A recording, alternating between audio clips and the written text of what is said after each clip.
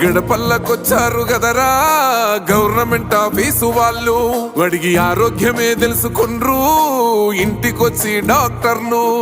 శిథిలంగా ఉన్నోరు body మారి అయ్యింది రావది గుడి, గుడి గంట కొట్టకుండా పేదోడి బతుకు వెలిగిపోతుంది గదరా, బతుకు మార్చింది జగనన్నరా. ఏం తక్కువ చేసిండురా రాజన్న కొడుకు, కోరి పథకాన్ని పంపిండురా పేదింటి వరకు. ఏం తక్కువ చేసిండురా రాజన్న కొడుకు,